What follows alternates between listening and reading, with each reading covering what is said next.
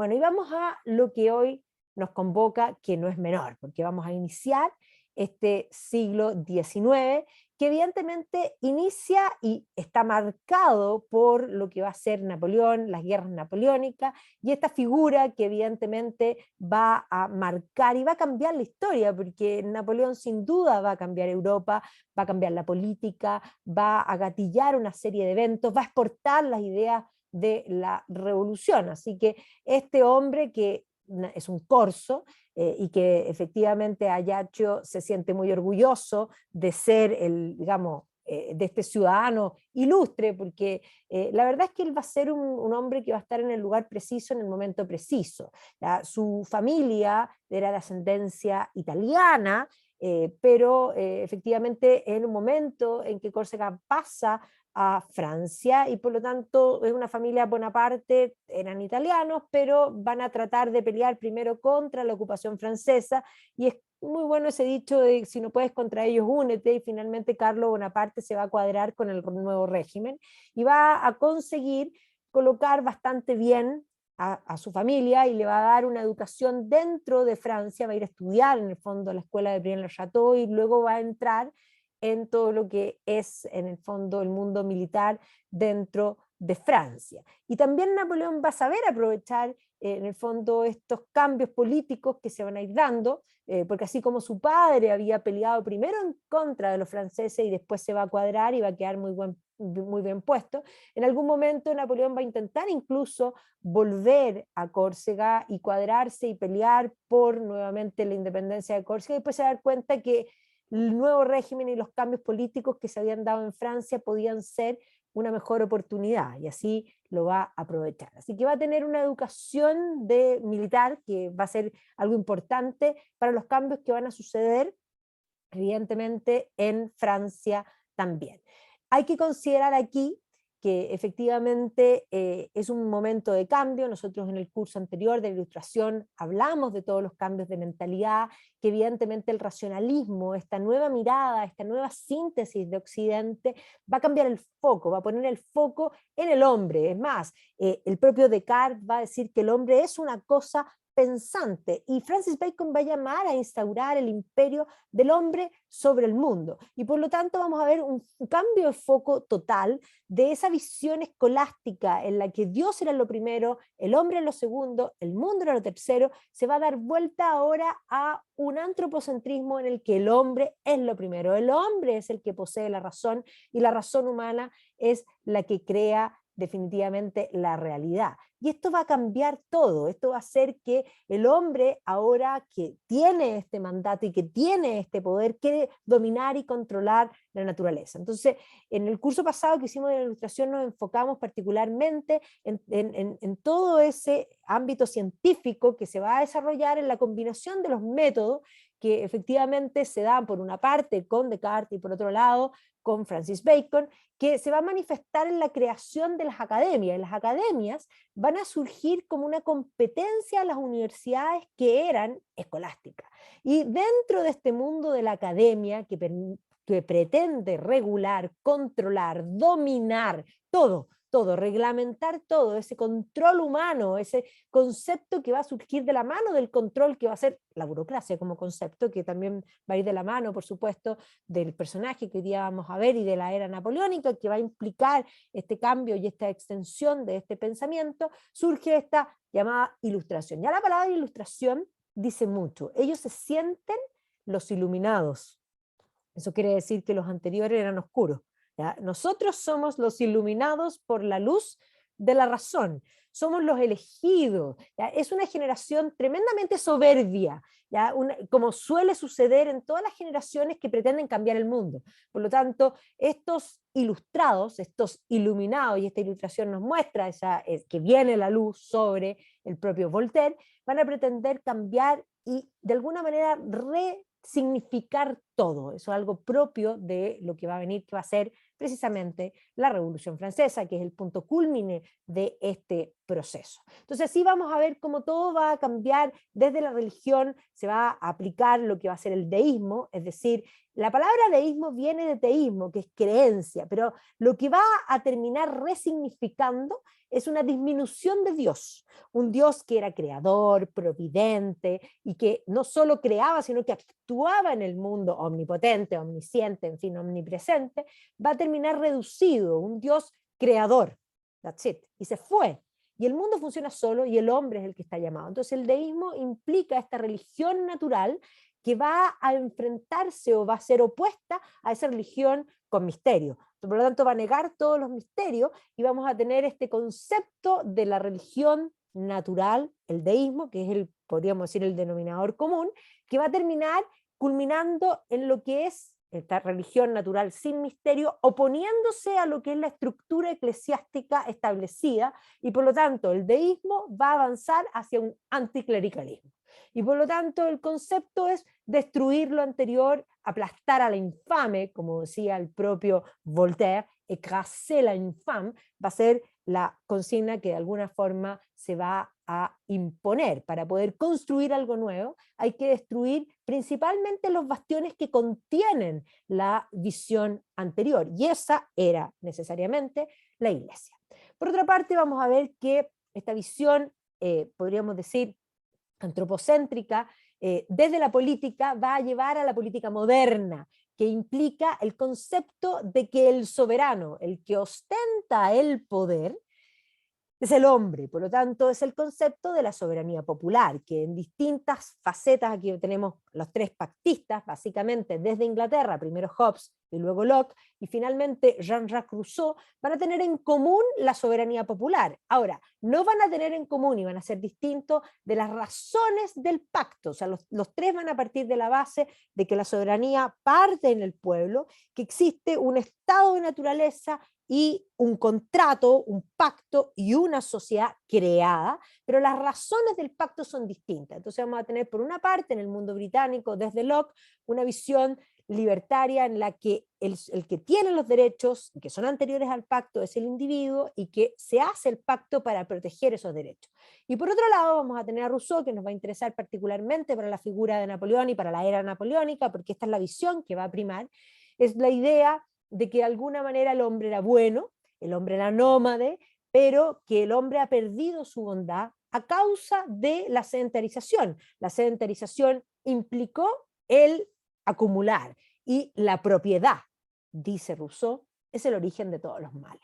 Y por lo tanto, para terminar con esa pérdida de la bondad, porque el contrato social inicia diciendo el hombre nace libre y bueno, y se lo ve por todas partes encadenado y corrupto. El hombre es bueno, la sociedad lo corrompe. Para devolver la bondad perdida hay que hacer un contrato social, hay que establecer un Estado muy grande, porque solo el Estado puede devolver la bondad perdida, solo el Estado puede devolver la igualdad, solo el Estado puede redistribuir. Entonces nace aquí el concepto del socialismo, que es tremendamente importante para el inicio del siglo XIX, para lo que va a ser la era napoleónica, porque son estas ideas de la revolución las ideas que va a exportar Napoleón, y para todo lo que va a ser el siglo XIX, el siglo XX, el siglo XXI.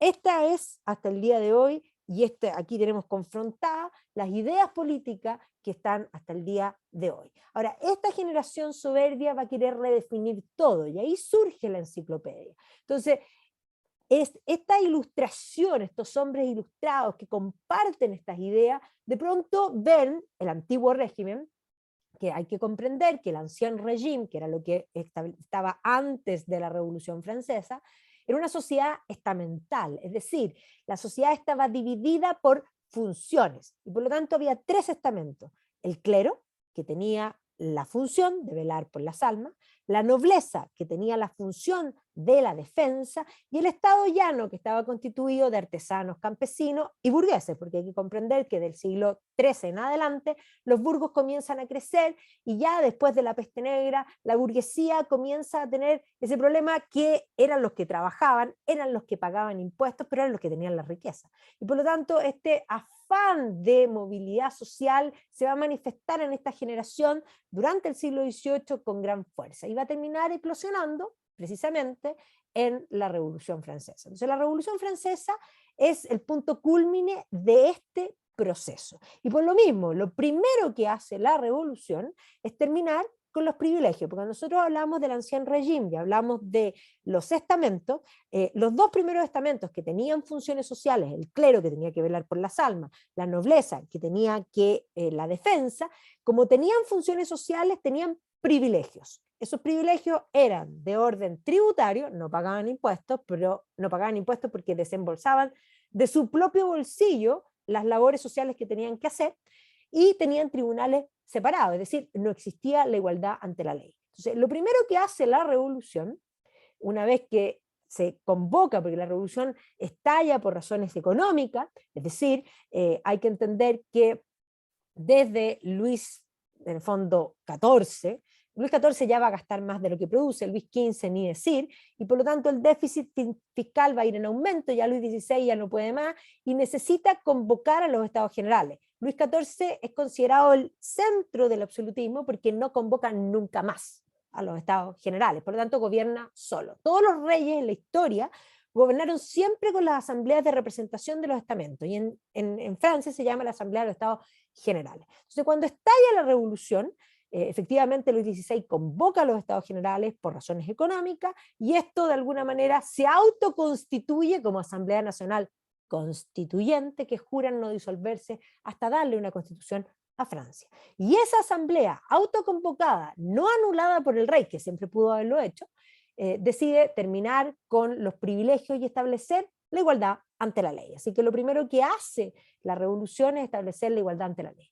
Inmediatamente después, cuando ya no hay en el fondo sociedad estamental, el que antes era marqués de Condorcet ahora es ciudadano, porque son todos ciudadanos, va a establecer la Declaración de los Derechos del Hombre y del Ciudadano.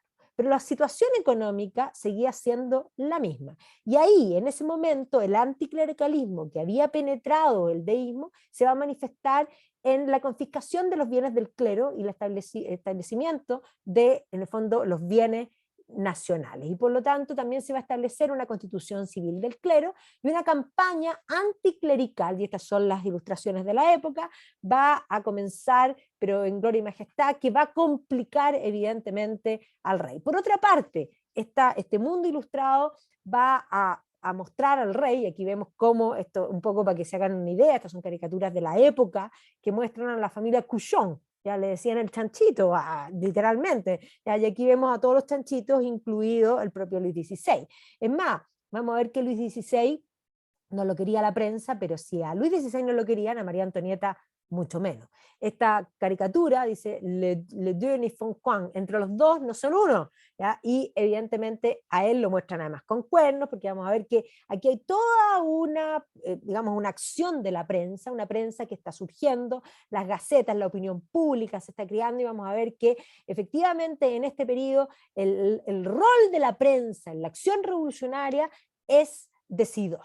Y evidentemente esto va a culminar en el momento en que, por las acciones contra la iglesia, el rey va a decidir huir, pero lo van a pillar en Varennes, y eso lo van a traer de vuelta, y frente a un movimiento, digamos, de acción violenta, el rey va a buscar refugio en la asamblea. En ese momento la asamblea va a decidir hacerle un juicio, y evidentemente ese juicio estaba preestablecido, no había ninguna posibilidad de que el rey saliese libre de culpa, y por lo tanto el rey va a terminar decapitado. ¿Ya? Y por lo tanto este es el momento en que se va a terminar, porque el rey a todo esto había firmado la constitución antes, se va a pasar a ser monarquía constitucional, pero posteriormente a eso se va a declarar la república. Y así como el rey muere, al poco tiempo también le van a hacer el juicio a María Antonieta, que también en el fondo va a morir.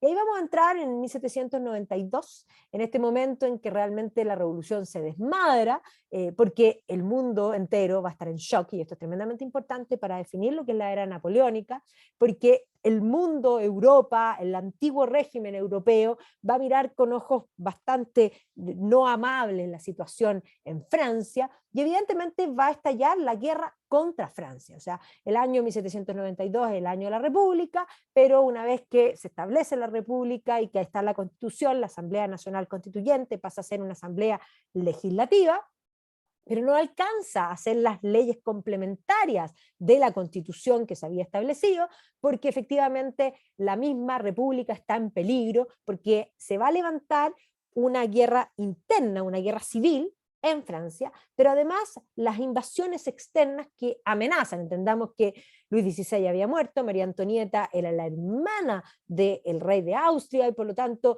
hay que comprender que esto era tremendamente complejo, y todos los gobiernos, todas las monarquías se sentían amenazadas por este proceso. Entonces, va a estallar la guerra, y que podríamos decir que es el inicio de la guerra, y en este marco de la República y del peligro de la República va a aparecer nuestra figura, que va a ser Napoleón. Y evidentemente vamos a ver que el contraste y el desmadre, porque en un comienzo todos los intelectuales, y esto lo vamos a ver cuando hablemos del romanticismo y de la parte intelectual, los intelectuales van a ser proclives a la revolución inicialmente. Pero la mayoría de ellos, y los artistas en general de distintos lugares, que estaban de acuerdo con la revolución, posteriormente van a estar en contra de la revolución, porque van a darse cuenta de que la violencia es total y absoluta. Esta ilustración de 1792, que se llama El contraste, deja clarísimo eso. Mientras los británicos implican religión, moralidad, lealtad, obediencia a las leyes, independencia personal, seguridad, justicia, herencia, protección, propiedad, industria, prosperidad nacional, felicidad, la libertad francesa, y miren las ilustraciones también, implica ateísmo, ¿ya? Rebelión, traición, anarquía, asesinato, igualdad, digamos, locura igualitaria, crueldad, injusticia, traición, ingratitud, enfermedad, hambre, hambre nacional, ¿ya? Privación, ruina, miseria. ¿Ya? Entonces, este contraste pasa a ser la tónica política, que evidentemente posteriormente se va a encarnar también en la figura de Napoleón. Y si bien el Canal de la Mancha tenía una cierta división, ese canal se va a ir aumentando en el tiempo. Todas estas que vemos aquí son ilustraciones inglesas que efectivamente muestran a la locura de la revolución que se ha desmadrado. Y efectivamente la revolución, una vez que se desmadra, vamos a ver que se va a levantar distintas regiones.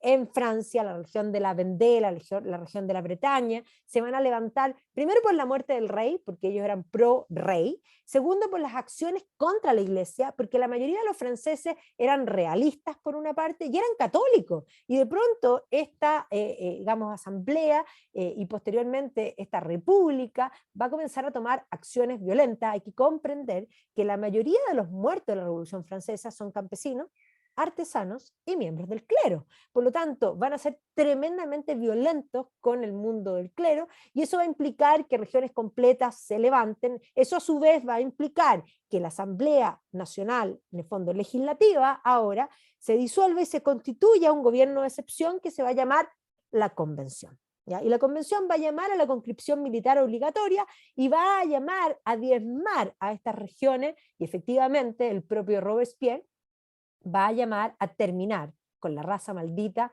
de los vendeanos. Así que efectivamente en 1792 no solo se declara la República, sino que se inicia la guerra. Y aquí Napoleón, que había estudiado en Francia y que le tocó vivir esto y que simpatizó con estas ideas, intentó volver a Córcega y cuadrarse con Pasquale Paoli, que quería volver a la independencia en el fondo de Córcega, pero finalmente se va a dar cuenta que no va a lograr esto, no le va bien, no lo toma mucho en cuenta, y por lo tanto decide volver a Francia en un momento en que Francia está todo cambiando, y por lo tanto ve que ahí puede tener más posibilidades. Se va a cuadrar desde el comienzo con la revolución, se va a hacer amigo de Augustin de Robespierre, que era el hermano de Maximilien, y eso le va a permitir que en el marco de las guerras de 1792 va a quedar apostado aquí en Toulon, ¿ya? Y efectivamente lo van a poner ahí para la defensa del puerto, y Napoleón, efectivamente, los revolucionarios tenían un problema, porque la mayoría de quienes habían estudiado y eran realmente militares eran realistas, pero Napoleón era un hombre que había estudiado, en el fondo que era un militar, y que estaba dispuesto a cuadrarse con la revolución. Entonces, no solo lo ponen ahí en Toulon, sino que aquí en Toulon, en 1793, él va a mostrar que no solo tiene estrategia militar, sino que además tiene grandes ambiciones, y va a mostrar, va a ser decidor su estrategia militar de la defensa de Toulon, porque Toulon en el fondo implicaba este punto donde iban a llegar, en el fondo, los ingleses. El mar era muy complicado y Inglaterra se había convertido en el peor enemigo. Y evidentemente que esta defensa de Toulon va a implicar que quede bien codiado dentro de la revolución. Dije que era amigo de Augustin, eso lo va a vincular también con Maximilien de Robespierre, y esto es precisamente el periodo de mayor, podríamos decir, locura desatada de la revolución misma. Esta ilustración inglesa, por supuesto, nos muestra el espíritu de la revolución. Mientras se quema una iglesia, en el fondo, la guillotina está actuando al orden del día con una plaza llena, y están todos con los gorros republicanos, ¿ya? Y vemos a este republicano sentado literalmente apotopelado, como lo pueden ver ahí, mientras apoya su pierna sobre los curas que están colgando, y al fondo está colgado el cardenal. O sea, efectivamente, la locura desatada es lo que va a estar a la orden del día. Y estos juicios, porque ellos van a ser muy legalistas, entendamos que dentro de las ideas de la Ilustración también está la idea de Montesquieu, de este espíritu de las leyes, de esta ley que está por sobre las cosas, y por lo tanto ellos van a hacer juicios. Pero estos juicios no tenían nada de, digamos, de justicia en forma real, no era darle a cada uno lo que es de propio suyo, porque una de las características que van a hacer los jacobinos va a ser precisamente dividir a la población en pueblo, comillas, los que piensan como yo, y no pueblo, los que no piensan como yo. De hecho, Robespierre va a terminar aboliendo el culto católico y estableciendo el culto al ser supremo, a la diosa razón. Y aquí vemos cómo, además, en este afán refundacional, van a terminar hasta con los meses del año. Entonces, aquí vemos la fiesta al ser supremo de 1794, y obviamente que reemplazando una religión por la nueva religión. Entonces vamos a ver cómo las figuras de la revolución, los líderes de la revolución, se van a convertir en los iluminados. Y esto es algo muy propio de las revoluciones. Es más, el propio Marat, que era un periodista que publicaba un periódico que se llamaba L'Ami du Peuple, se autoarrogaba el derecho a escribir listas de sospechosos, y esos sospechosos después eran pasados literalmente por la guillotina, y la guillotina funcionaba a la orden del día. Por lo mismo, Marat va a terminar siendo asesinado por Charlotte Corday, que creía que con eso iba a frenar todo. Pero miren este cuadro es un cuadro hecho por Jean-Luc David, y que efectivamente muestra este espíritu de transformar, no solo en mártir a Magat era un asesino, eso era, ¿ya? Pero aquí lo vemos puesto en latina, porque lo van a asesinar en latina, él tenía unos problemas en el fondo de la piel, pero este cuadro nos muestra a Magat como si fuera un Cristo bajado de la cruz. Es en el fondo una acción de sustitución religiosa, ¿ya? Para poder en el fondo acercarse a las personas. Y aquí la locura desatada, porque tras la muerte de Magat, evidentemente van a venir las persecuciones de aquellos que habían provocado. Bueno, Charlotte Corday va a terminar muerta, pero efectivamente Robespierre va a tener funcionando la guillotina a la orden del día. Y no solo Robespierre, sino que aquí aparecen figuras como Saint-Just, que va a terminar planteando. Saint-Just tenía la cara de ángel, pero la pura cara, porque la verdad es que era un demonio. Va a terminar planteando de que el problema es que no ha muerto suficiente cantidad de gente, porque su visión es que había que renovar la raza humana desde la sangre. O sea, ese concepto de que surja el hombre nuevo, ¿ya? De esa superioridad moral que les autoarroga el derecho de decidir la vida y la muerte de aquellos que ellos han decretado. Así que esta va a ser la locura que efectivamente va a hacer que Europa entera quede en shock. no solo la muerte del rey, no solo la muerte de la reina, sino que esta guerra civil, que además va a tener estas figuras que son en el fondo las triquiteuses, que eran estas mujeres que tejían digamos,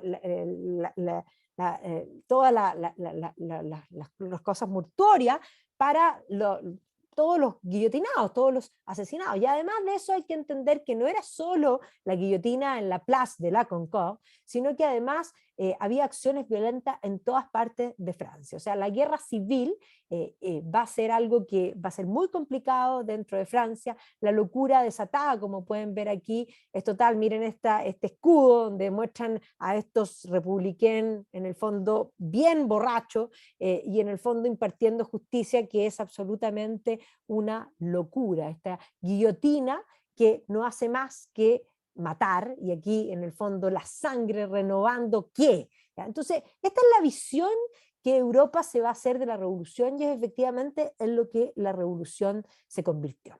Y eso va a implicar que finalmente a Robespierre se le haga un golpe de Estado, le van a disparar, de hecho un golpe de Estado que no es porque se le pasó la mano, sino que porque uno de los que estaba en la convención con Robespierre estaba enamorado de una señora que se llamaba Thérèse de Caradus, y Thérèse de Caradus fue tomada prisionera en la Conserjería, y para salvar a Thérèse, él hace este golpe de Estado. O sea, aquí no hubo ninguna voz que dijese hay que frenar esta locura. Entonces, le van a disparar a Robespierre, que le va a entrar la bala por aquí por la quijada y le sale por el otro lado, y después, cuando estaba muriendo, que ya no podía hablar, que era lo que mejor hacía Robespierre, porque él se autorrogaba y se autodenominaba el incorruptible, o sea, ya la locura totalmente desatada, le van a hacer un juicio y finalmente lo van a guillotinar.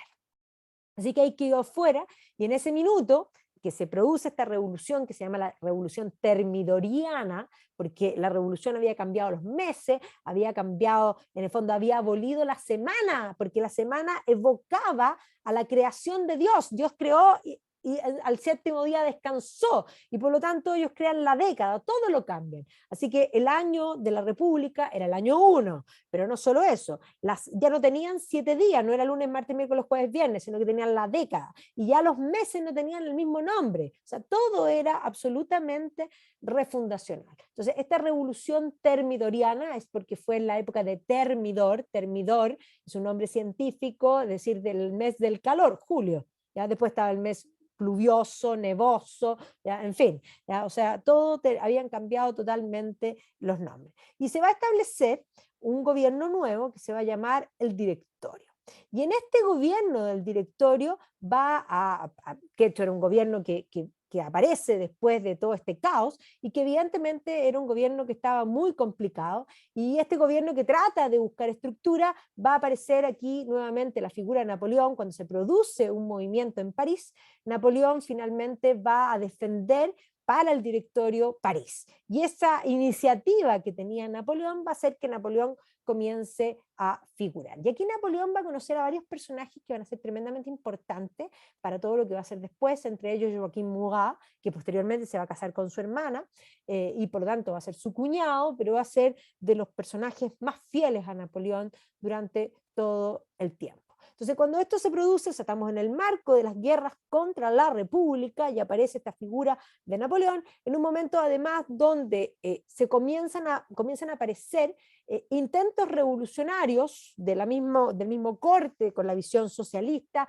en distintos lugares, ¿ya? Y de hecho va a haber en el fondo movimientos que van a establecer la República de Batavia, en lo que es Holanda, van a haber intentos en el fondo de acciones revolucionarias en Mainz y en otros lugares, y frente a esto se va a formar esta primera coalición en contra de esta locura. ¿Ya? Entonces vamos a ver cómo de alguna manera las ideas de la revolución están circunscritas a Francia, ciertamente, pero igual ha comenzado a extenderse a otros lugares, y por lo tanto el peligro inminente de que esto aparezca en otros lugares era total. Ahí está la República de Batavia, que evidentemente va a abrazar las ideas de la revolución, pero posteriormente también de Napoleón, es una ilustración que es posterior. Ahora, Napoleón va a conocer a Barras, que es uno de los directores, y Barras, a su vez, tenía una amante a la cual él ya había desechado, que va a ser en el fondo la figura de Josephine, la condesa de Bournay, ¿ya?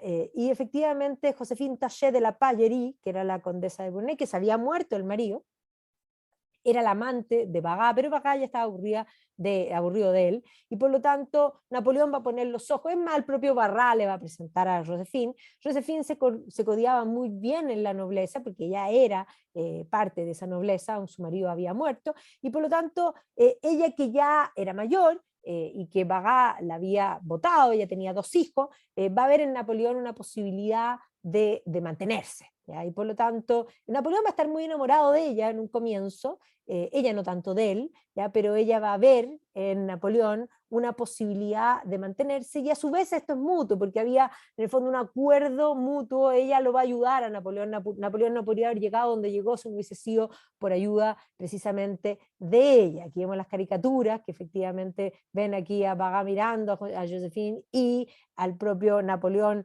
mirando detrás de la cortina. Así que va a cortejar a Josephine y finalmente se va a casar con ella, y esto le va a implicar, por los contactos que ella tenía, que lo nombren a él como comandante en las campañas de Italia, ¿ya? Así que en el fondo por las conexiones de su señora, digámoslo así, Napoleón se va a ir a Italia y va a poder demostrar su valía, que ya lo había demostrado en Toulon, ya lo había demostrado en París, pero efectivamente en estas campañas en contra de todas las coaliciones que estaban en contra de lo que era la República en Francia, va a poder mostrar en el fondo su valía, va a ser nombrado general, digamos, en jefe para el ejército en Italia, se va a enfrentar en el fondo a los austriacos todas las veces que Napoleón se enfrente a los austriacos, que van a ser múltiples, les va a ganar, y aquí efectivamente va a mostrar su estrategia militar. O sea, es más, este es el minuto en que Clausewitz mira a Napoleón, mira su estrategia y se da cuenta de que aquí hay una estratega impresionante, ¿ya? Entonces, efectivamente, esta campaña en Italia va a ser una campaña devastadora en la que Napoleón va a avanzar rapidísimo, va a ganar, digamos, todas las batallas en que se va a enfrentar, la batalla de Rivoli, la batalla del Puente Arcole, pero además Napoleón es muy inteligente, porque Napoleón no solo va y pelea las batallas, sino que Napoleón va acompañado de pintores que hace que pinten, porque esta no es una época de fotografía, pero efectivamente no solo gana, sino que él se preocupa de la opinión pública, él sabe manejar a la opinión pública. Entendamos que él ya comprende que en gran medida la revolución había sido hecha a través de la prensa era fundamental, y por lo tanto Napoleón se va a hacer muy buena prensa, y obviamente que se va a hacer buena prensa, no solo por sus acciones militares, y el propio Clausewitz va a escribir posteriormente sobre estas campañas, y va a catapultar obviamente a Napoleón como el gran estratega, sino que además va a terminar entrando en los estados pontificios, ¿ya? Y va a terminar imponiéndole al Papa sus condiciones. Aquí aparece en el fondo el propio Napoleón sentado, en el fondo pateando al Papa, ¿ya? Poniendo las condiciones él y llevándose todos los souvenirs que quiso. Obviamente aquí vemos como los franceses se van a llevar los souvenirs, entre otras cosas, los mismos caballos de San Marcos también se los va a llevar, y obviamente que esto va a ser, y aquí vemos cómo la publicidad, el propio Napoleón va contando qué es lo que va pasando, y que estas noticias vayan llegando de vuelta precisamente a Francia, para que la admiración por él sea total y absoluta, y eso es lo que va a lograr convertirse en el hombre más popular, va a terminar haciendo firmar la paz de Campofonio, humillando a los austriacos, y va a volver de Italia con las arcas, en el fondo con todos los botines de guerra, que van a terminar afirmando el gobierno del directorio, porque entendamos que cuando estalla la revolución, estalla por razones económicas, y las razones económicas no van a ser sino empeorarse durante el proceso revolucionario, y no va a ser hasta Napoleón que efectivamente las arcas fiscales van a volver a estar llenas. Y entiende también la opinión pública que cuando él vuelve triunfante, va a empezar a publicar un periódico que se llama Le Journal de Bonaparte et de son vertu, es decir, otra vez, digamos, el periódico de Bonaparte y de los hombres virtuosos. Él va a autorrogarse una superioridad moral al resto, algo muy propio también de estos conceptos revolucionarios. Y obviamente que se va a armar una segunda coalición, donde efectivamente todos los derrotados van a tratar digamos, de oponerse a Francia como concepto. Se van a producir una serie de enfrentamientos, y comprendamos que Inglaterra era el gran enemigo, y otra vez Napoleón en el fondo va a aparecer todavía, pero no va a aparecer, y él le va a pedir de hecho a través de Josefina, y no solo a través de Josefina, sino que ya tenía un nombre, le van a preguntar dónde quiere ir, y él quiere ir a Egipto. Y la verdad es que aquí se muestra ya absolutamente podríamos decir, la genialidad de Napoleón, porque la campaña de Egipto va a ser un desastre.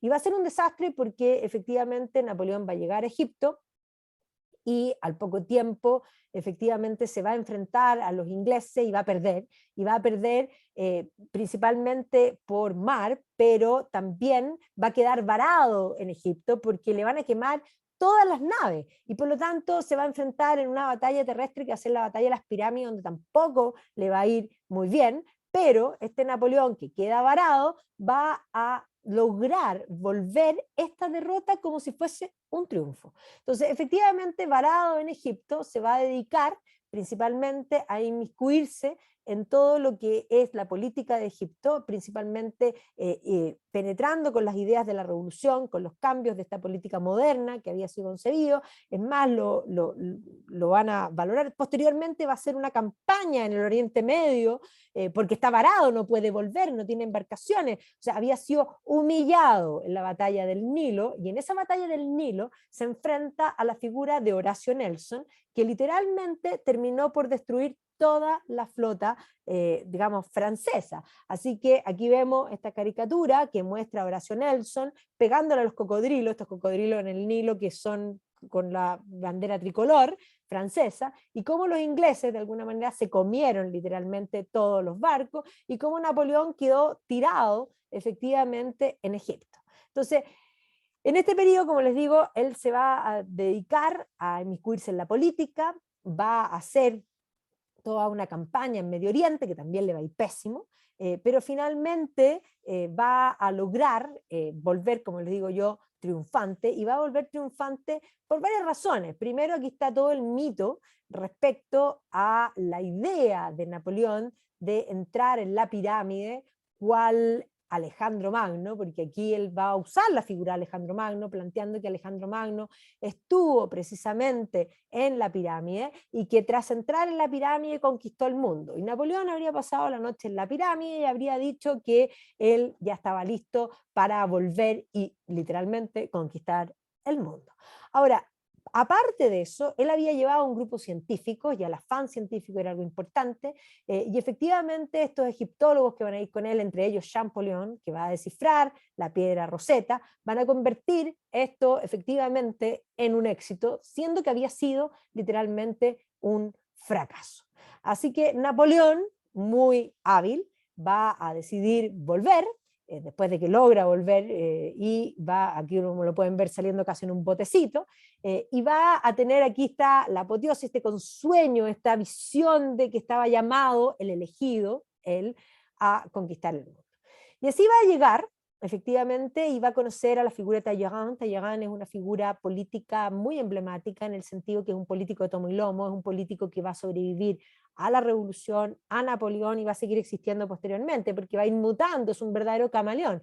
Pero el propio Talleyrand va a ver en la figura de Napoleón un potencial político. Es más, el directorio estaba débil y había todo un complot que quería hacer un golpe de Estado contra el directorio, y estaba involucrado el hermano de Napoleón, pero el hermano de Napoleón no era conocido y Napoleón era popular, y por lo tanto el grupo de Ducos-Siege quieren usar a Napoleón para poder hacer un golpe al directorio, pensando que Napoleón en el fondo los iba a ayudar con su popularidad y que lo iban a poder manejar, y ese es el gran error, porque efectivamente entre que estos dos pestañean, no solo Napoleón hace el golpe brumario contra el propio Bagás, que había sido supuestamente su amigo, sino que no se terminan de dar cuenta cuando este golpe podría haber fracasado. Napoleón tenía el ejército, y eso finalmente va a implicar que este golpe funcione, y se establece un consulado donde había 3 cónsules, Ducos, Siege y el propio Napoleón, pero efectivamente van a pestañear una vez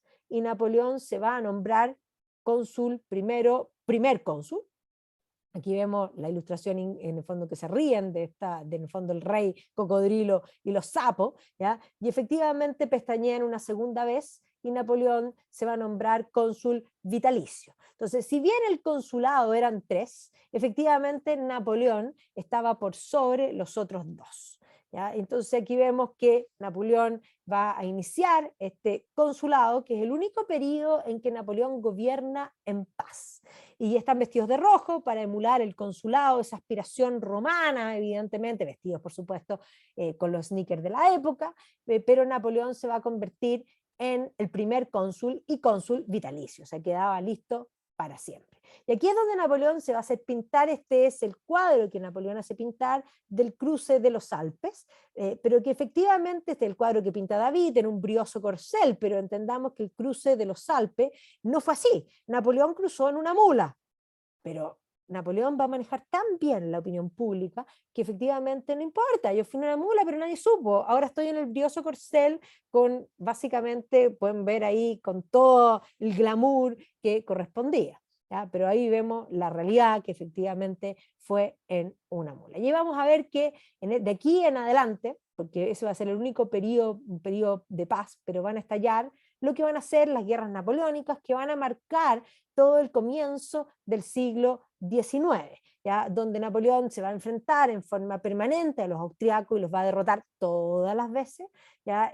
Donde además va a terminar haciendo un concordato con la Iglesia Católica porque era un haber político, él se va a dar cuenta de que efectivamente la mayoría de los franceses son católicos, que la Revolución y la República cometió el error de ir en contra de la creencia de la mayoría de los franceses y por lo tanto va a hacer un acuerdo con la Iglesia Católica y este concordato donde va a recibir al Papa, el Papa le va a exigir, en el fondo, entre otras cosas, que se tiene que, en el fondo, después, posteriormente vamos a ver que lo va a obligar a casarse también por la Iglesia. Así que en el fondo va a ser una serie de acciones políticas que evidentemente le van a retribuir. ¿Ya? Entonces, en 1803, además, en el fondo va a tener algunas derrotas digamos, en América, porque efectivamente estas guerras que se dan en Europa también se van a extrapolar a otros territorios, ¿ya? Y evidentemente eso va a implicar que, por otra parte, Estados Unidos, que se había recién independizado y que efectivamente podía tener problemas, este nuevo Estado con los ingleses, decide venderle todos los, digamos, y en este momento Francia no quería tener más problemas, le va a vender toda la zona de Luisiana a Estados Unidos. En 1803 Napoleón se deshace de Luisiana y esto va a implicar que Estados Unidos comience a crecer y se va, más Estados Unidos, principalmente el gobierno de Jefferson, que era un gobierno federalista, pero que va a terminar aumentando el poder del Estado central para poder comprar Luisiana. Entonces aquí vemos el bichito Napoleón y Jefferson vomitando literalmente dinero para esta compra. Entonces Napoleón es el primer cónsul, el cónsul vitalicio, ha tenido una serie de acciones, pero va a tener un atentado en su contra, y este atentado en su contra va a culpar en el fondo al duque de Enghien, que básicamente quiere envolver la idea de la restauración borbónica, era algo que complicaba. El duque de Enghien estaba en Alemania, sin embargo los franceses lo van a ir a buscar ahí, lo van a pasar, lo van a juzgar y lo van a terminar matando. Y ese momento es que Napoleón efectivamente hace un plebiscito y le pregunta a los franceses si quieren que él sea emperador, y efectivamente los franceses contestan que sí, están orgullosos de este personaje, y ese es el momento en que efectivamente Napoleón decide de alguna manera terminar con las conspiraciones, y ahí aparece la figura no solo de Talleyrand, que políticamente lo va a colocar, sino de Fouché, que se va a convertir en el fondo en el jefe de la policía secreta, que va a terminar con las conspiraciones, y que van a ver que esta oportunidad de que sea un imperio, que evidentemente en la persona de Napoleón, es lo que más conviene. Así que aquí vemos a Napoleón todavía como, en el fondo, y planificando la coronación, todavía como cónsul, pero que efectivamente ya está la decisión de ser emperador. Y aquí es donde él quiere ser, digamos, coronado emperador por el Papa, y el Papa le exige casarse con Josefina, cosa que a él no le gustó para nada, se había casado por el civil, pero no por la iglesia, y está el famoso cuadro, otra vez, esto es la propaganda, la política, no la realidad, el cuadro de Reloj David. Ahí está la coronación, que además es un cuadro de un formato gigantesco, en el que aparece el Papa, aparece Napoleón con la corona, que se la pone supuestamente él mismo, pero este cuadro, que en realidad está coronando a Josefina, porque él decide coronar a Josefina, y eso le va a implicar una pelea con su madre. Doña Leticia Remolino era de armas tomar y no quería para nada a Josefina. Así que en esta coronación, doña Leticia no estuvo. Entonces, cuando David terminó el cuadro, Napoleón le dice, falta mi madre. Y David le dice, es que su madre no fue. Sí, pero el mundo verá que estuvo. Y aquí vemos claramente ese manejo político, que no es solo la realidad, sino que es el recrear la realidad, el crear falsas verdades. Podríamos decir que las fake news han existido desde que existe la opinión pública. Así que efectivamente este cuadro es un cuadro que muestra política, que muestra la intención del emperador de plantear en el fondo la política y de crear literalmente la realidad. Obviamente que se va a hacer retratar de Armiño, aunque rápidamente y en muy poco tiempo en el fondo tuvo paz y el resto va a ser todo guerra, pero en todos los minutos en que hubo algo de paz, Napoleón se va a hacer retratar, y se va a hacer retratar con los símbolos necesariamente del poder. Aquí vemos el juramento del ejército al emperador y la emperatriz Josefina, ya que va a quedar también coronada, así que doña Leticia se tuvo que tragar todas estas cosas.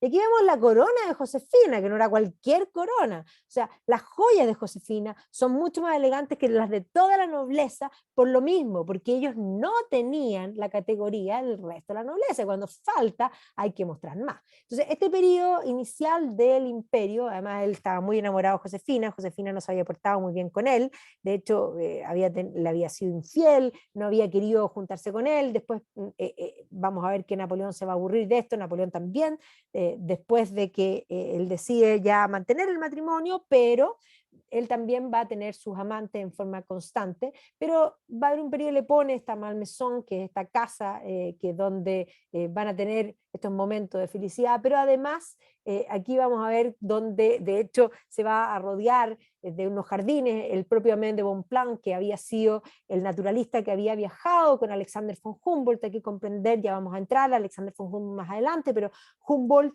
el hermano Wilhelm von Humboldt, era uno de los, digamos, que había admirado la revolución y se había trasladado en la época revolucionaria a París. El propio Alexander von Humboldt va a participar y ser parte de las conmemoraciones del culto al ser supremo, y Aimé de Bonpland, que había viajado con Humboldt a Sudamérica, va a ser el jardín digamos, de Malmaison.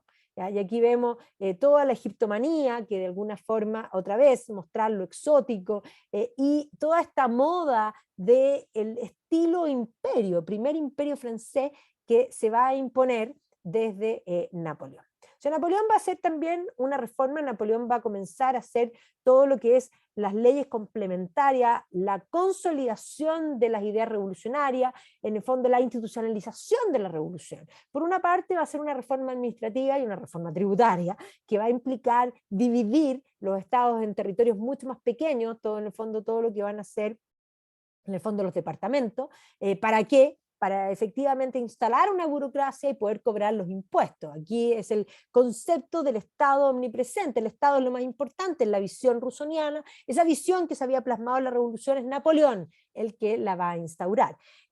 La creación del Código Civil, la creación en el fondo que es conocido como el Código Napoleónico, pero también el Código Penal, el Código Procedimiento Penal, toda la codificación que va de la mano con la propia, en el fondo, constitución creada en la República, y el propio Napoleón va a ser posteriormente, porque él se coronó en 1804, pero vamos a ver que él después va a ser la constitución del año 8, la constitución del año 10, que efectivamente todavía no han vuelto a la numeración de años del resto, porque todo este periodo tiene los años aún revolucionarios. Por lo tanto, Napoleón es un hijo de la revolución. Quien no entienda eso no ha entendido nada. Muchos plantean, la revolución estableció la república y Napoleón volvió atrás y se nombró emperador. No, no, no, Napoleón no volvió atrás. Napoleón institucionalizó la revolución, Napoleón es un hijo de la revolución. Y aquí, cual elegido, como casi un Moisés que le entregó las tablas de la ley, ahora el ordenamiento desde el hombre es lo que se instaura desde Napoleón. Y aquí vemos que además no solo va a ser un concordato con la Iglesia Católica, sino que también va a ser una alianza con el mundo judío. Aquí vemos con las llaves, digamos, de Israel.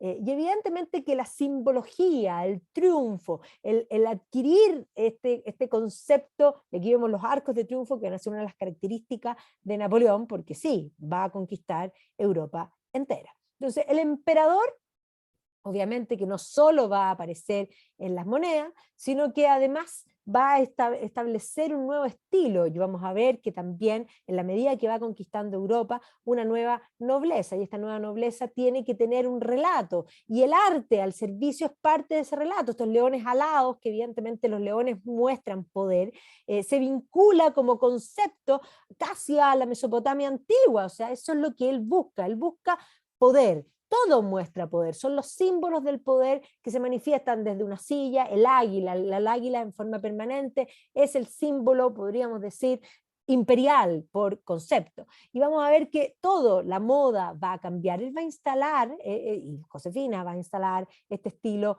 imperio, y todo va a estar hecho para la figura política del emperador. Estamos en este concepto racionalista, el hombre es lo primero, y Napoleón se va a convertir en el gran hombre, ¿ya? Y vamos a ver cómo todo va a querer ser refundado, ¿ya? Y refundado también desde la moda. Por eso aquí muestro un poco lo que son digamos, los sillones, digamos, el mobiliario estilo imperio, los detalles de todo lo que es la orfebrería, ¿no es cierto?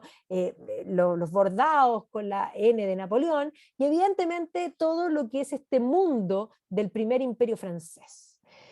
Pero evidentemente todo esto se va a ver obnubilado por una parte por la guerra. Napoleón en un momento va a decir que su gran enemigo es Inglaterra, va a decidir invadir en 1805 Inglaterra, se va a producir la batalla de Trafalgar, se va a enfrentar nuevamente al almirante Nelson, y Nelson va a defender Inglaterra y va a dar su vida. Es decir, aquí se le da vuelta, porque efectivamente Nelson va a terminar convirtiéndose en el gran héroe. Aquí está precisamente el cuadro de Daniel Maclise, que está hoy día en the House of Parliament, que muestra esta muerte de Nelson, que evidentemente se convierte en el relato heroico que va a levantar el ánimo de los ingleses, y se va a establecer la famosa plaza de Trafalgar Square, en la cual se va a poner a Nelson arriba, mirando el Canal de la Mancha, y esto se va a convertir en personal.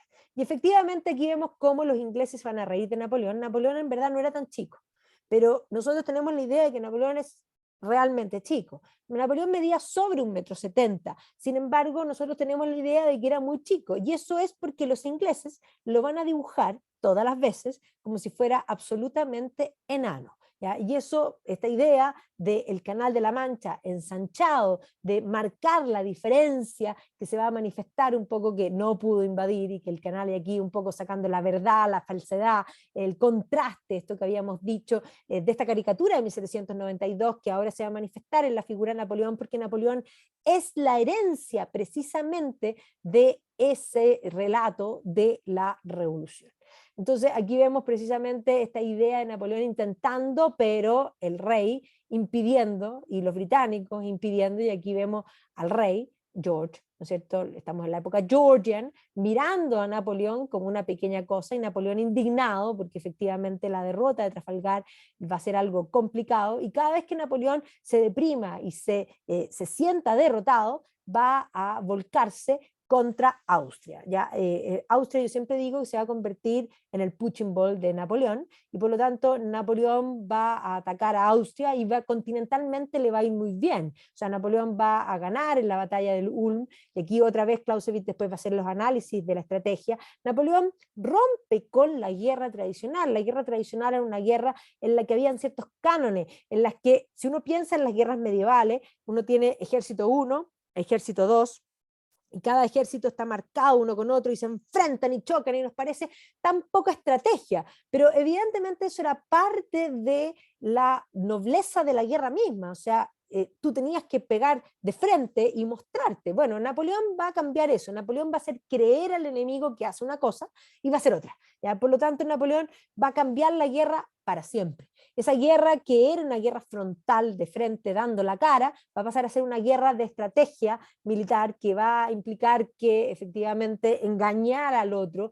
que para muchos en esta época esto era considerado poco caballeroso, y ciertamente lo era, si Napoleón no era fino, y ahí Napoleón tampoco tenía esa lógica, pero Napoleón era eficiente, entonces en el sentido de la guerra va a ser un gran estratega, pero evidentemente esto va a causar un horror para la política de la época, en el sentido de la política y los juegos de la guerra. La guerra tenía ciertas reglas, las reglas van a cambiar definitivamente con Napoleón. Así que los austriacos van a ser derrotados en Ulm, ¿ya? Como podemos ver, y las fuerzas napoleónicas van a entrar en Viena.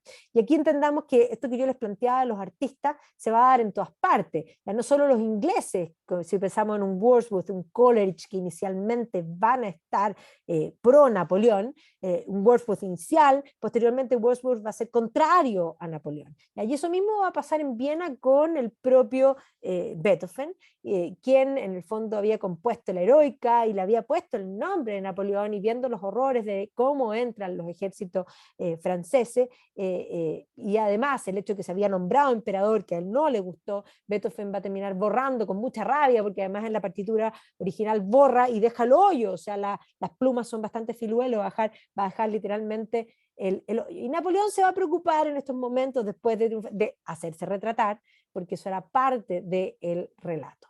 ¿Ya? Y es más, el propio Napoleón va a decir: el poder es mi amante, he trabajado tanto para conquistarla que no voy a permitir que nadie me la quite. ¿Ya? Y por lo tanto, aquí vamos a ver que se va a producir, entre otras cosas, batallas, no solo la batalla de Ulm, sino que también la batalla de Austerlitz, donde se va a enfrentar a los tres emperadores, una batalla donde va a ser visitado por Josefina, ahí está el carro de Josefina que lo va a visitar, una Josefina que ya no tenía mucho que hacer porque Napoleón ya estaba literalmente en otro, ya se había, pero le va a durar un tiempo más ese matrimonio, ¿ya? Y efectivamente el 2 de diciembre de 1805 va a triunfar en la batalla de Austerlitz, ¿ya? Que se va a producir. Aquí vamos a tener ejércitos franceses contra los ejércitos rusos, austriacos, ¿ya? Y prusianos, que también van a aparecer. ¿Ya? Entonces van a firmar en el fondo un tratado entre Francia y Austria, que evidentemente va a ser un tratado bastante humillante. Francisco I va a terminar, incluso aquí va a aparecer la figura posteriormente de Talleyrand, ¿ya? Que va a plantear, entre otras cosas, va a empezar a plantear de que Napoleón tiene que tener un hijo. Josefina tiene dos hijos anteriores de su matrimonio, no va a tener hijo, y por lo tanto van a empezar con la idea de que Napoleón debe dejar a Josefina. Y esto posteriormente vamos a ver que se va a concretar, para mayor humillación después de Francisco I, con el matrimonio que se va a producir después con María Luisa de Austria. Entonces, efectivamente Napoleón, cuando llega a Prusia, va a terminar en el fondo con el Sacro Imperio Romano Germánico, que había existido desde siempre, y se va a crear en el fondo esta Confederación del Rin. Él va a inmiscuirse en la política de los lugares, y evidentemente Austerlitz le va a dar esa pasada. Y de vuelta de Austerlitz, no solo va a ser construir cuál emperador romano el Arco de Triunfo, sino que también, en el fondo, aquí vemos la columna de Vendôme, de la Place Vendôme en París, que evidentemente está hecho no solamente con los cañones capturados en Austerlitz de los austriacos, sino que además cual columna de victoria romana va contando, y es más, abajo está en latín, dicho, la batalla, en el fondo, de Napoleón contra Germania. ¿Ya? Dice Germania en vez de, y aquí vemos precisamente la simbología del Arco de Triunfo, que muestra precisamente eso. Ahí está el arco, la columna, ¿ya? Napoleónica, que evidentemente mostraba el triunfo. Y para mostrarse aún más romano va a comenzar la construcción, entre otras cosas, de la Madeleine, que es literalmente establecer un templo, podríamos decir, griego-romano, greco-romano, para la ciudad de París. Él va a dimensionar también la necesidad, y no solamente eso, la Asamblea Nacional también va a tomar el neoclásico como la forma. Y aquí vemos cómo, de alguna manera, va a terminar disolviendo en el fondo todo lo que existía, el orden establecido, y estableciendo un nuevo orden. ¿Ya? Lo mismo va a suceder digamos, en todas las partes donde va a entrar. ¿Ya? Va a transformar en el fondo, va a crear lo que va a ser una república cisalpina, ¿ya? Y se va a autoproclamar en el fondo rey, y va a terminar nombrando a todos sus parientes, y en este caso a su hijastro, que era Eugene de Beauharnais, que era el hijo de Josefina, que lo va a poner precisamente en Italia. Y así va a comenzar a poner literalmente a todos sus parientes. A su hermano José, inicialmente lo va a poner en el reino de Nápoles y de las dos Sicilias, como concepto, ¿ya? Y de hecho a Luis también lo va a poner en Holanda. Luis se va a casar con Hortense Beauharnais, que era en el fondo la hija de Josefina. Estos son los padres del que va a ser posteriormente, la Bárbara va a tocar el punto de Napoleón III, ¿ya? Entonces, que es el sobrino, ¿ya? Entonces, aquí vemos cómo Napoleón está, en el fondo, controlando, dominando a todas las casas europeas, ¿ya? Y efectivamente se va a formar una nueva coalición contra Napoleón, Prusia, Sajonia, que no pueden aguantar esta situación, lo que va a hacer que Napoleón avance contra Prusia y que se enfrente a los prusianos en la batalla de Jena y que obviamente les gane. Y eso va a implicar que Napoleón va a entrar en Berlín, y no solo va a entrar en Berlín, sino que posteriormente la puerta de Brandenburgo, que no es un arco de triunfo, es una puerta de entrada a la ciudad, él se va a llevar los caballos de la puerta de Brandenburgo, ya se había llevado los caballos digamos, de Venecia. Así que aquí, de hecho, él, admirando a Federico de Prusia, va a visitar la tumba de Federico el Grande y se va a llevar su souvenir, y estos caballos que están, digamos, aquí lo muestran huyendo con los caballos, que obviamente es como simbología, los va a hacer colocar en un arco de triunfo, sí, en París, que va a ser el arco del Carrusel. ¿Ya? Entonces, efectivamente, los caballos de la puerta de Brandenburgo originales van a quedar ahí, después van a volver a Prusia, obviamente, y hoy día el Carrusel tiene unas copias, pero efectivamente en este entonces él va a hacer colocar los caballos de la puerta de Brandenburgo sobre el Carrusel, que otra vez es un arco del estilo romano. Obvio, el triunfo, yo soy igual que los emperadores romanos, y frente a las Tuileries va a establecer este arco del Carrusel que evidentemente mostraba estos triunfos, y colocar Napoleón, emperador, toda la simbología que las personas que no leen y escriben inmediatamente interpretan. Estos son los símbolos del poder. No solo hay que tener el poder, hay que parecer tenerlo. Pero el gran enemigo era Inglaterra. Y por lo tanto, para terminar con Inglaterra, él decide establecer este bloqueo continental. Los ingleses son comerciantes, vamos a establecer un bloqueo y todos tienen que respetar. Napoleón de alguna manera es dueño prácticamente de Europa, y vamos a ver que en este bloqueo Portugal no va a respetar, y no solo Portugal, sino que vamos a ver que Rusia no va a respetar. Y para poder castigar básicamente a los que no obedecieron, va a ser primero una incursión como hacia Rusia, que le va a ir bastante mal, pero va a pasar rápido esto, no, para que nadie prácticamente se dé cuenta. Luego va a ganarle a los prusianos en Friedland, con lo que va a quedar bastante en el fondo oculto esto, que no le había ido demasiado bien, y aquí va a terminar de humillar. Básicamente se va a encontrar con el zar de Rusia, Alejandro I, con quien va a ser buenas migas, pero además se va a encontrar con, en el fondo, la reina Luisa de Prusia, de la que va a quedar obnubilado, parece que era muy buena moza, ¿ya? Y Napoleón, vamos a ver que va a ser buenas migas con Alejandro I, que esto podría haberlo mantenido así, firmando un tratado que va a ser el Tratado de Tilsit, pero no lo va a hacer porque posteriormente, cuando Rusia no respeta el bloqueo continental, va a decidir cometer el error, que evidentemente va a ser un error que le va a costar bastante caro. ¿Ya? Entonces, efectivamente aquí vamos a ver que va a llegar a acuerdos con Alejandro I, y la idea de que Suecia se incorporase también al bloqueo continental, que era esta idea de, en el fondo, de dejar fuera a Inglaterra. Entre tanto, va a crear el reino de Westfalia, va a poner a su otro hermano, Jerome, en este nuevo reino, y evidentemente aquí va a entrar hacia Polonia. En Polonia va a ser recibido como un héroe, porque hay que entender que Polonia tiene una historia muy tremenda, ¿ya? Polonia había sido destruida ya desde que surge Prusia, cuando Federico el Grande entra en guerra, se va a producir una primera partición de lo que es Polonia, que se logra dividir entre Prusia, Rusia y Austria. Y posteriormente va a haber una segunda y una tercera hasta que literalmente Polonia desaparece. Y por lo tanto Napoleón restablece lo que es Polonia en la creación del Gran Ducado, que se crea en 1807. Es más, una de las que va a negociar esta situación, de hecho va a ser María Walewska, que era una condesa, que se va a convertir en amante de Napoleón, y efectivamente los polacos reciben a Napoleón como un salvador, porque el gran drama de Polonia es ser una pequeña nación entre gigantes.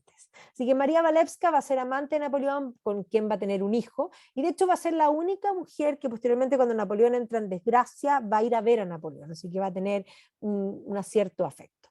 Pero el bloqueo continental va a ser sin duda la pérdida de Napoleón, porque se va a formar en el fondo una nueva coalición, y efectivamente Napoleón va a decidir castigar a Portugal, va a llegar a un acuerdo con el primer ministro Manuel Godoy, donde permitía una invasión, ¿ya? Y que le daba básicamente todo el apoyo logístico para poder pasar por España, para poder castigar a Portugal, y efectivamente las tropas francesas van a entrar a España, van a cruzar el territorio y la verdad es que no van a ser bien recibidos, va a llegar a un acuerdo, el propio Carlos IV va a terminar abdicando en favor de su hijo, que es Fernando VII, y efectivamente aquí se va a hacer la famosa, en el fondo se va a producir primero el motín de Aranjuez y posteriormente va a entrar, va a asumir Fernando VII y se va a producir lo que es la famosa entrevista de Bayona, en la cual podríamos decir Fernando VII va a quedar, comillas, prisionero. La verdad es que esto fue un mutuo acuerdo, y las tropas francesas no se van a portar bien en España. Y efectivamente la rebelión popular va a ser digamos, de tal envergadura que otra vez Goya, quien había admirado a Napoleón, va a terminar pintando sus cuadros de las matanzas del 2 de mayo, mostrando los horrores de las acciones de las tropas francesas, y no solo las acciones de la tropa francesa en acción, sino que todo esto, que evidentemente va a ser algo realmente tremendo. El 2 de mayo va a haber un alzamiento popular, y efectivamente la guerra contra Francia no va a ser menor, sino que Goya va a pintar posteriormente las represalias de los franceses en estas matanzas del 3 de mayo, que evidentemente va a dejar, este es el cuadro que mejor muestra no solo este hombre, brazos arriba, camisa blanca, todos nuestros ojos se van precisamente a ver el horror de las tropas francesas. Las tropas francesas hicieron estrago, y efectivamente vamos a ver que en España, en el fondo se va a producir la abdicación de Bayona, el 5 y el 9 de mayo, va a terminar poniendo a José Bonaparte, que era su hermano, que lo había sacado, lo había puesto en Nápoles y las dos Sicilias, lo va a poner en España, pero efectivamente la rebelión popular va a provocar esto. Entre 1809 y 1811, podríamos decir, las guerras de guerrilla que se van a producir en España van a ir socavando, complicando a Napoleón. O sea, Napoleón va a terminar, digamos, corneado, literalmente en el ruedo de la Plaza de Toro, tal y cual, en el fondo, en estas guerrillas que se van a dar en España. Así que aquí se va a producir el desgaste. Ya Napoleón estaba en una guerra de desgaste, estaba jugándose todos los cartuchos en este minuto, cuando nuevamente va a volver a mirar. Yo les dije que cada vez que le iba mal volvía a mirar a Austria, así que la batalla de Wagram, ¿ya? Donde efectivamente va a ganar algunas provincias, y efectivamente va a terminar incluso llegando hasta los estados pontificios. Y aquí es donde Talleyrand va a insistir en que debe tener un hijo, que debe afirmar el imperio, de que debe haber una sucesión clara, y por lo tanto va a terminar estableciendo el divorcio con Josefina, y va a tomar en matrimonio a María Luisa de Augsburgo y Lorena, que era la hija del monarca austriaco, que era Francisco I de Austria, y que obviamente era de la alta nobleza, que tiene que haber sido una humillación no menor. Y aquí vemos el matrimonio, se va a tomar un momento para hacer la fiesta, para mostrar esta grandeza, y aquí está el matrimonio, que evidentemente no se va a ir con ninguna chica, y efectivamente no solo el matrimonio, la fiesta, sino que después se va a preocupar otra vez, lo que yo decía, la opinión pública, de retratarse en familia, y van a tener un hijo, que va a ser en el fondo Napoleón II, llamado por el propio Víctor Hugo posteriormente como el aguilucho, que va a ser el término, o sea, digamos, el sobrenombre que va a tener, porque era un niño bastante débil. Pero Napoleón se va a retratar, va a tener un solo hijo, pero aquí está con su sobrino, se va a retratar como, otra vez, parte de la propaganda, con un hombre de familia, un hombre preocupado, y vamos a ver que el aguilucho va a aparecer con Napoleón jugando y en fondo desviviéndose por este niño que se queda dormido a los pies del padre. Pero mientras todo esto sucedía, y Napoleón era dueño prácticamente de Europa, los conflictos continuaban, Inglaterra era el gran enemigo, y la obsesión de Napoleón por Inglaterra va a implicar precisamente su perdición, ¿ya? Porque obviamente el mundo estaba preocupado, había cambiado todo el orden, y aquí va a ser cuando Alejandro I, que decide no respetar el bloqueo continental, y por lo tanto Napoleón, desgastado ya en España, decide en 1812 atacar a el imperio ruso. Y la batalla de la campaña de Rusia va a ser un desastre, porque van a partir 475.000 hombres, va a tener dos triunfos que están en Smolensk y en Borodino, pero efectivamente cuando triunfa en Borodino ya quedan 130.000 franceses. Por lo tanto, cuando llegan a Moscú quedan solamente 100.000. Y aquí los generales zaristas van a hacer una acción de quema y retroceder. Por lo tanto, cuando Napoleón llega a Moscú, llega a un Moscú que está quemado, donde no hay nada, donde efectivamente el hambre, el frío y el general invierno, como el propio general Kutuzov planteaba, iban a ser de lo suyo. Kutuzov, llamado el Zorro del Norte, efectivamente sabía que si las tropas francesas se encontraban con el invierno ruso, esa era la posibilidad que tenían. Cuando llegan a Moscú se van a encontrar, sí, aquí está Napoleón en el Kremlin, pero está todo quemado, la ira de Napoleón tiene que haber sido total y absoluta, porque eso no es triunfar, eso no es suficiente. Y efectivamente esto va a implicar un minuto en que ya no les queda más que retroceder con el invierno. Las tropas que eran 100.000 van a terminar volviendo a Francia solo 5.000. Y esos 5.000 que van a volver en el fondo desgastados, esto es lo que relata el propio Tolstoy en La Guerra y la Paz, efectivamente van a enfrentarse de vuelta con la última coalición, que efectivamente va a terminar enfrentándose a estos soldados que ya son parte de la muerte. El general Invierno había hecho literalmente lo suyo, y por lo tanto sí, van a ser los rusos los que van a terminar haciendo la diferencia. En la batalla de Leipzig, o la batalla de las naciones, ¿no es cierto?, donde finalmente Napoleón va a ser derrotado, donde esta derrota va a implicar en el fondo en esta derrota, en esta última coalición, de que Napoleón en el fondo va a ser llevado, se va a firmar un acuerdo en Fontainebleau, donde además él va a intentar abdicar en favor de su hijo, le van a decir que no tiene ninguna condición que poner, y por lo tanto lo van a dejar sin ninguna opción.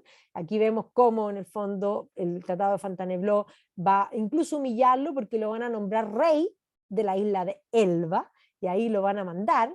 Así que efectivamente no pudo, va a dejar su corona, va a quedar literalmente sin cabeza, y va a tener que irse a la isla de Elba, y los franceses van a llamar de vuelta desde Inglaterra a Luis XVIII, que era el hermano de Luis XVI, que va a llegar a ponerse las botas, que había engordado bastante en esta situación, aquí vamos a ver, y se va a instaurar lo que es la restauración. Así que la restauración va a volver con Luis XVIII. Napoleón se va a ir a la isla de Elba, donde va a ser recibido con honores, porque era el rey de la isla de Elba, pero el rey de la isla de Elba, la verdad es que la isla de Elba la había conocido en 2 segundos, del palacio donde va a vivir, pero claro, con su nivel de hiperquinesia la conoce en 2 segundos. Aquí lo va a visitar María Walewska, con el que posiblemente era su propio hijo, y aquí en el fondo va a comandar, aquí se están riendo de él los ejércitos, porque no tenía ni siquiera ejércitos, pero en 1815 planifica volver. volver de la isla de Elba era posible, y en una embarcación y con ayuda de los ejércitos que le quedaban fieles, entre ellos la ayuda de su fiel Joaquín Murat, va a organizar el regreso, así que en 1815 Murat lo está esperando al otro lado, y por lo tanto se va a organizar, se van a cuadrar todos los ejércitos en su nombre, y se va a organizar este periodo en el fondo que lo que se denomina los 100 días. Ahí esta república de los 100 días, la verdad es que no había suficientes ejércitos, y finalmente se van a enfrentar a los ejércitos combinados, liderados, para colmo del horror para Napoleón, por los ingleses, por el duque de Wellington, ¿ya? Y efectivamente aquí vamos a ver que van a ser los Rothschild, efectivamente, los que van a terminar financiando esta batalla de Waterloo. De hecho, los Rothschild se van a ir largo porque tenían que pagarle a la gente en dinero efectivo, más bien en oro. Se van a ir largo en la cantidad de console inglés que van a comprar, y Nathan Rothschild va a aguantar. Eso vamos a hablar más adelante de la banca, de la sofisticación, y efectivamente vamos a hablar de este caso en particular, que va a ser la clave para el triunfo en Waterloo. Waterloo tendría que haber durado un poco más, según el cálculo de Nathan, pero fue muy rápido la derrota, porque efectivamente Napoleón no tenía el apoyo suficiente. Esta vez, después digamos, de Waterloo, la derrota de Napoleón es total, y por lo tanto esta vez no lo van a mandar a un lugar cerca, sino que lo van a mandar, y de hecho Joaquín Murat va a terminar muriendo en este enfrentamiento, lo van a mandar bien lejos, lo van a mandar a una isla en el medio del Mediterráneo, que es la isla de Santa Elena. Así que ahí va a terminar Napoleón solo en esta isla. Esta es una ilustración que hace un niño en el 2004, que lo muestra mirando unos veleros, pero ni los veleros había, porque aquí sí que no había absolutamente nada. Bueno, y Napoleón se va a enfermar, va a empezar a engordar, pero sí, otra vez, va a escribir su memoria. Y va a escribir sus memorias porque él va a estar preocupado de lo que él quiere que el mundo diga de lo que él fue. Y no hay historiador que estudie a Napoleón que pueda no, en el fondo, guiarse en las memorias del propio Napoleón. Así que Napoleón no solo creó realidades, sino que hasta el final va a crear los mitos en torno a su propia persona. Y es más, aquí va a contar que se empieza a enfermarse, lo que va a hacer incluso que hoy día se teja la teoría de que fue envenenado. Efectivamente, en el cuerpo de Napoleón se encontró arsénico, pero el arsénico no asegura de que haya sido realmente envenenado, ¿ya? Porque los cuerpos en el tiempo también van generando, en el fondo, arsénico. Así que Napoleón va a morir en la isla de Santa Elena, y obviamente el 5 de mayo de 1821, y obviamente sus últimas palabras fueron en el fondo por Francia y por Josefina, así que sí, siempre la quiso a pesar de todo, y aquí vemos cómo de alguna manera él va creando el mito, y el mito va a ir detrás de él. El propio Aguilucho va a morir joven, así que no le va a poder suceder. Posteriormente, ya en la época en que vamos a ver que aquí después de Napoleón vamos a tener una clase sobre Francia, se va a producir la restauración borbónica, después de la restauración borbónica se va a producir una revolución en 1830 que va a establecer una monarquía constitucional con un rey, el llamado rey burgués, que es en el fondo Luis Felipe de Orleans, y posteriormente una revolución en 1848 que establece una nueva república, a cuyas elecciones se va a presentar el sobrino de Napoleón. Y es en ese entonces donde Napoleón va a ser enterrado en el Panteón. El Panteón en Les Invalides era un edificio que había sido construido como hospital y como panteón de los digamos, hombres que dieran la vida por Francia en las guerras de la época de Luis XIV. Y por lo tanto él, como general y como militar, va a ser enterrado en el Panteón, y hoy día el Panteón es conocido como la tumba de Napoleón. Y efectivamente aquí no solo está el emperador, sino que está este legado, este concepto del Estado omnisciente, omnipotente, del Estado garante, del Estado docente, de esa concepción estatista en la que el individuo digamos, queda absorbido y diluido en esa realidad. Y aquí vemos precisamente dentro del relato posterior cómo el mito de Napoleón con este concepto del poder es recibido en el cielo como el elegido. Efectivamente, el elegido. Y esa es la razón del por qué después Napoleón III va a ser electo presidente. El nombre era suficiente para ser electo. Obviamente que a la muerte de Napoleón va a venir la idea de restablecer el orden anterior. Y se va a establecer lo que va a ser en el fondo el Congreso de Viena, liderado por Austria, que había sido la más humillada durante la época napoleónica, y va a ser precisamente Metternich, el ideólogo de restablecer el orden anterior, pero hay que comprender que el orden anterior ya no era posible. El germen del socialismo, el germen del concepto de la república que había penetrado desde, podríamos decir, la revolución, estaba ya absolutamente sobre la mesa. Así que el Congreso de Viena no va a poder hacer retroceder lo que la revolución había provocado y que sí, Napoleón había exportado. No solo a Europa, todos los próceres de la independencia, y lo vamos a ver al final de este primer ciclo de la parte política, van a tomar las ideas desde Napoleón. Van a ser todos jacobinos. Francisco de Miranda es un jacobino. Francisco de Miranda va a ser como un padre para Bernardo Higgins. Todos los próceres se habían educado en Europa precisamente en este periodo. Así que cuando Lionel Jospin escribe el mal napoleónico es lo que tenemos no solo en Latinoamérica, concepto precisamente acunado por los franceses para oponerse al concepto de Hispanoamérica. Así que bueno, de Napoleón se ha escrito muchísimo, sin duda va a cambiar el escenario internacional y va a plantear no solamente en la política, vamos a ver que en la cultura, específicamente el romanticismo, que va a tener por una parte una combinación, porque lo vamos a ir viendo lugar a lugar, pero el movimiento romántico va a acunar un nacionalismo que va a surgir precisamente por las invasiones napoleónicas. Alemania no existía, no tenían claro qué era ser Alemania, pero ser alemán, ser germano, no era ser francés. Italia no existía, está claro que no existía, era un montón, digamos, siempre habían sido distintas ciudades-estados, principados, en fin, pero efectivamente franceses no eran. Napoleón va a gatillar una serie de procesos políticos, culturales y podríamos decir que van más allá con, en el fondo, su ocupación del continente. Así que bueno, las campañas, obviamente la guerra va a cambiar para siempre. Es una figura tremendamente atractiva por digamos, su habilidad en todo lo que es como general de ejército, pero también su habilidad como político. Su carrera es absolutamente meteórica y va a tener literalmente el mundo a sus pies. Así que este siglo XIX comienza con las guerras napoleónicas y va a quedar marcado precisamente por esas guerras en su nueva estructura. Así que aquí dejo algunos, después les puedo compartir obviamente la bibliografía porque les voy a también pasar ¿cómo se llama esto? La presentación, pero efectivamente de Napoleón y de este periodo se ha escrito muchísimo.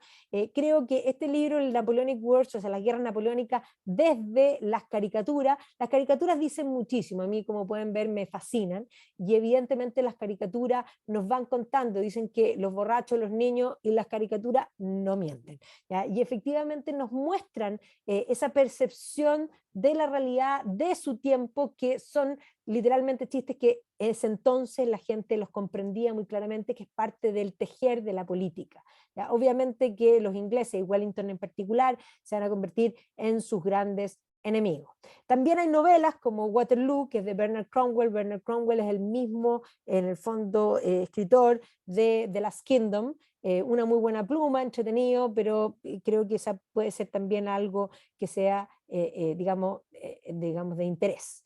Esta serie se la súper recomiendo, es una serie que hizo, en algún momento también es A&E, pero estuvo también en HBO, ya es como de finales de los 90, pero realmente es muy buena, donde Christian Clavier hace un Napoleón perfecto, la Isabella Rossellini hace una gran Josefina, tenemos a Fouché, que lo hace en el fondo Gerard Depardieu, y John Malkovich, que hace de Talleyrand, que son los dos artífices de la figura política de Napoleón, son los que lo ayudan en el fondo a colocarse.